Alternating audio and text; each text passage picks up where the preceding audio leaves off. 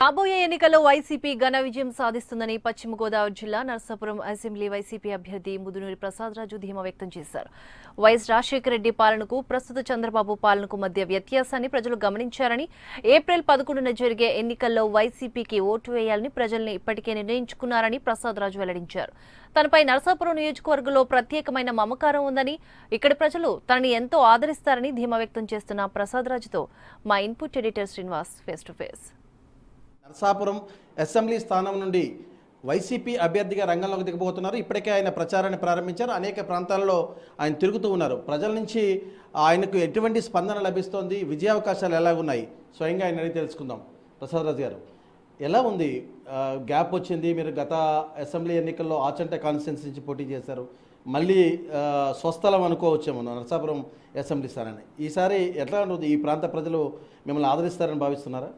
ఈ రోజున ప్రజల్లో విశేషమైనటువంటి స్పందన కనిపిస్తూ ఉంది. చంద్రబాబు నాయుడు గారి పరిపాలనని ప్రజలందరూ చూస్తున్నారు.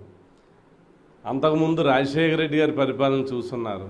వ్యత్యాసం ప్రజలు గమనించారు. ఇప్పుడు మోసపోయి నష్టపోయి వీధిని పడి అందరూ కూడా ఒక ఓటేసిన పాపానికి ఈ 5 సంవత్సరాలు ఈ రాష్ట్ర ప్రజలకు ఎన్ని శిక్షలు వేయాలో అన్ని శిక్షలు ఈ చంద్రబాబు నాయుడు గారు వేస్తున్నారు. ఎప్పుడు ఈ చంద్రబాబు నాయుడు గారి పీడ విరగడవుతుందా, ఎప్పుడు జగన్మోహన్ రెడ్డి గారికి ఓటేద్దామని ప్రజలు స్వచ్ఛందంగా ఎదురు చూస్తూ ఉన్నారు. నర్సాపురం అసెంబ్లీ నుంచి మీరు 2009లో గెలుపొందారు. ఆ తర్వాత స్వల్ప మెజారిటీతో పరాజయం పొందుతూ వచ్చారు.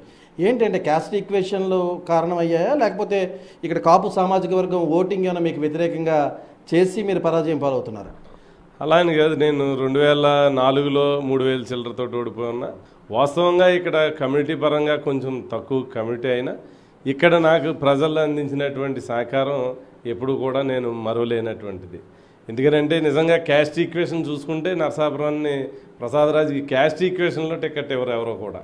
కానీ నన్ను ఇక్కడ ప్రజలు, నేను 2004లో ఓడిపోయినా 2009 వచ్చేటప్పటికి ఇక్కడ చిరంజీవి గారు సొంత నియోజకవర్గం అయినా ప్రజారాజ్యం పార్టీ వేవ్ ఉన్నప్పుడు కూడా ఇక్కడ నాకు 18,500 మెజార్టీ తోటి ఈ నియోజకవర్గ ప్రజలు గెలిపించినటువంటి విషయం ఇప్పటికీ అందువల్ల ఈ నియోజకవర్గం అంటే నాకు ప్రత్యేకమైనటువంటి మమకారం. నా సొంత నియోజకవర్గం కనుక నేను మళ్ళీ ఈ నియోజకవర్గం నుంచి పోటీ చేయాలనేటువంటి ఆలోచన జగన్ గారికి కూడా కలిగి నన్ను మళ్ళీ నర్సాపురం కోఆర్డినేటర్గా వేయటం, ఈరోజు నర్సాపురం అభ్యర్థిగా నన్ను ముందు పెట్టడం జరిగింది. ఇక్కడ కాపు వర్సెస్ క్షత్రియ, లేకపోతే కాపు వర్సెస్ బీసీ, ఇదంతా కూడా స్ప్లిట్ నడుస్తున్న పరిస్థితి. సో ఖచ్చితంగా కాపుల నుంచి మద్దతు కూడగట్టుకోగలిగిన ధైర్యం మీకుందా? అలాగే మీ ప్రత్యర్థి ఆ సామాజిక వర్గానికి సంబంధించిన వ్యక్తి, సో ఆయనకి మద్దతు పలికే అవకాశం ఉంది. తెలుగుదేశం నుంచి మాధవ్ నాయుడు గారు పోటీ చేస్తూ ఉన్నారు. అలాగే జనసేన పార్టీ నుంచి ఫిషర్మెన్ కమ్యూనిటీ నుంచి నాయకర్ పోటీ చేస్తూ ఉన్నారు. ఇక్కడ ప్రత్యేకంగా కమ్యూనిటీ ఎఫెక్ట్ అన్నది పెద్దగా ప్రభావం ఈ పొట్టి ఎలక్షన్స్లో కనిపించదు. ఎందుకనంటే ప్రత్యేకించి నా మీద ఉన్నటువంటి పర్సనల్ ఒపీనియన్ 4 ఎలక్షన్లో వాళ్ళు చూస్తున్నారు. కమ్యూనల్ బేస్ మీద ఎలక్షన్స్ ఇక్కడ ఈ పట్టు అన్ని వర్గాల ప్రజలు స్పెసిఫిక్గా మీరు ఎవరైతే నా ప్రత్యేకత అనుకుంటున్నారో ఆ సామాజిక వర్గం నుంచి పెద్ద ఎత్తున నాకు కూడా మద్దతు ఈ రోజున ప్రజలందరూ సిద్ధంగా ఉన్నారు జగన్మోహన్ రెడ్డి గారి నాయకత్వం పట్ల. కాపు సామాజిక వర్గానికి సంబంధించి ఇది ప్రధాన ఓట్ బ్యాంక్ ఉన్న కాన్స్టిట్యున్సీగా చెప్తుంటారు. అందుకే జనసేన కూడా ఆయన సోదరుని పవన్ కళ్యాణ్ సోదరు నాగబాబుని ఇక్కడ పార్లమెంటుకు రంగంలో నిలిచింది. సో ఈ పరిస్థితుల్లో రేపు కాపు సామాజిక వర్గం డామినేట్ పాత్ర పోషిస్తే కనుక అంటే మీ విజయావకాశాలకు సంబంధించి కొంత అనుమానాలు వ్యక్తం చేస్తూ ఉన్నారు. అలాంటిది ఏమన్నా ఎక్కడైనా మీకు కాన్స్టిట్యున్సీలో కనిపించింది అది ఎక్కడైనా? అంటే ఓవరాల్గా మీరు ఒక నర్సాపురం కాన్స్టిట్యున్సీయే కాదు, కమ్యూనల్ బేస్ ఉంది. ఇప్పుడు నర్సాపురం ఎంత అయితే కాపు ఓటింగ్ ఉందో ఈ పార్లమెంట్ నియోజకవర్గంలో అన్ని 7 నియోజకవర్గాలు కూడా సమానంగానే, ఏది కూడా 40,000 నుంచి 60,000 పైచిలుకున్నటువంటి కాన్స్టిట్యున్సీ వెస్ట్ ఈస్ట్ గోదావరిలో.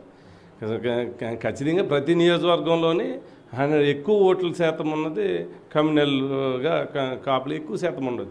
కానీ ఈ రోజున కాపుల్లో కూడా ఖచ్చితంగా ఎక్కువ మెజార్టీ జగన్ గారి పట్ల ఆకర్షితులైనప్పుడు ఇలాంటి ఈక్వేషన్స్ మాకు ఉత్పన్నం అవుతాయని మేము ఊహించాం. సో డెవలప్మెంట్ గురించి మాట్లాడుకుందాం. నర్సాపురం అసెంబ్లీ స్థానం అనుకున్నంత స్థాయిలో అభివృద్ధి జరగలేదనేది అందరూ చెప్తూ ఉంటారు. ఎందుకంటే నరసాపురం సకినేటిపల్లి బ్రిడ్జ్ కానీ లేకపోతే డంపింగ్ యార్డ్స్ కానీ లేకపోతే మిగిలిన డిఫరెంట్ ఇంపార్టెంట్ సెక్టర్ డ్రింకింగ్ వాటర్కి సంబంధించిన ఇష్యూస్ ఇవన్నీ కూడా లాంగ్ పెండింగ్ ఉన్నాయి. ఎవరు వచ్చినా ఎన్నికల ముందు ఏదో చెప్తూ ఉంటారు, తర్వాత వాటిని గాలికి వదిలేస్తూ ఉంటారు.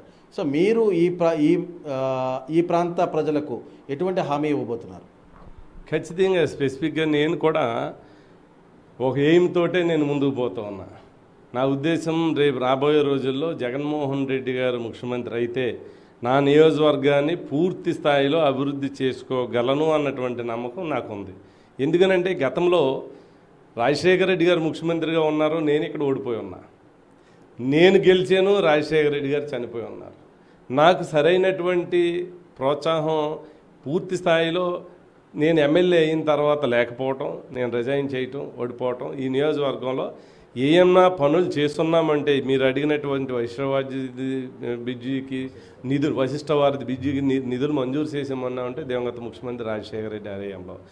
Kakinada Kotipalli railway line connectivity Narasapuram కలపాలంటే ఖచ్చితంగా ఇక్కడ బ్రిడ్జి కట్టాలి. ఆ బ్రిడ్జి కూడా రోడ్ కమ్ రైల్ బ్రిడ్జి అయితే బాగుంటుందనే ఒక ప్రతిపాదన కూడా ఉన్నట్టు తెలిసింది. సో అట్లాంటిది ఏమన్నా ఆలోచన ఏమన్నా చేస్తున్నారా, లేకపోతే మీరు రేపు కేంద్రం మీద ఒత్తిడి తెచ్చేందుకు ఎలాంటి ప్రయత్నాలు చేయబోతారు? అంటే ఇప్పుడు ఇవన్నీ టెక్నికల్గా చాలా ఒకవేళ ఏమన్నా ఇష్యూస్ ఉండొచ్చు. ఎందుకంటే పక్కనే చించినాడు బ్రిడ్జి ఉంది కదా, ఇక్కడ 3 దగ్గరగా గోదావరికి 7-8 కిలోమీటర్ల దూరంలోనే బ్రిడ్జి అని టెక్నికల్గా ఏదో సాధించాం. కానీ అసలు సంకల్పం అన్నది ఏమైనా సరే చెయ్యాలన్నటువంటి పట్టుదల ఉంటే రాజశేఖర రెడ్డి గారు ఈ రీజన్స్ అన్నీ పక్కన పెట్టి నేను అక్కడ మాట ఇచ్చాను బ్రిడ్జి నిర్మాణం జరగాలని ఏదైతే ఆ ఉద్దేశంతో మాట్లాడారో అలాగే నాకు కూడా నమ్మకం ఉంది. ఈ టెక్నికల్ పాయింట్స్ అన్ని పక్కన పెట్టి ప్రజలకు అవసరం ఈ 2 జిల్లాలకి కనెక్టివిటీ నరసాపురం పట్టణం అభివృద్ధి చెందాలంటే, ఎందుకనంటే తీర ప్రాంతం చివర ఉన్నటువంటి నియోజకవర్గం, ఈ పశ్చిమ గోదావరి జిల్లాలో సీ కోస్ట్ ఉన్నటువంటి నియోజకవర్గం. ఏదన్నా మత్స్యకారులు సముద్ర ఉత్పత్తులు పట్టణానికి తీసుకొచ్చి అమ్ముకోవాలని అంటే కనెక్టివిటీ లేదు. ఖచ్చితంగా ఈ వశిష్ఠ బ్రిడ్జ్ నిర్మాణం జరిగితే ఈ ఏదైతే 214 హైవే కనెక్టివిటీ ఉందో ఇటు కాకినాడ నుంచి రాజమండ్రి నుంచి వచ్చేటువంటి ఈ కనెక్టివిటీ ఇలా ఒంగోలు దాకా, ఇలా బందర్ నుంచి ఒంగోలు దాకా వెళ్ళేటువంటి కనెక్టివిటీ ఏర్పడుతుంది. పూర్తి స్థాయిలో నరసాపురం అభివృద్ధి చెందడానికి వశిష్ఠ బ్రిడ్జ్ నిర్మాణం అవసరం. తప్పనిసరిగా నేను ప్రజలకు హామీ ఇచ్చాను, ఖచ్చితంగా అది నెరవేరుస్తారన్నటువంటి నమ్మకం నాకు. ఎవరిని కలుపుకుపోయే తత్వం లేదు, కేవలం ఒంటరిగానే అంటే అందరినీ మంచి చేసుకుని అందరితో కలుపుకుని పోయే తత్వం లేదనేది ఆ ఒక్క మచ్చ మాత్రం మీ మీదకు ఉన్నట్టుగా చెప్తూ ఉంటారు. అవినీతికి సంబంధించి మీకేం లేదనేది ఒక క్లీన్ చిట్ అయితే ఉంది.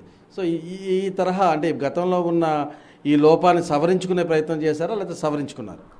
అంటే 100% ఇప్పుడు నేను అందరినీ కలుపుకుని పోవటానికి ఈరోజు నా కమ్యూనిటీ మీరు కలుపుకోవటంలో మా కమ్యూనిటీ ఇక్కడ 1000 నుంచి 1200 ఓట్లు. నేను గెలుపొందాను అని అంటే ఎంతమందిని కలుపుకుంటే నేను అందరినీ ఆకట్టుకోగలిగితే నేను గెలుపు పొందుతాను. ఈరోజు నా వెనకాల ప్రజలు నా మీద ఉన్నటువంటి నమ్మకం ఇక్కడ టికెట్ జగన్మోహన్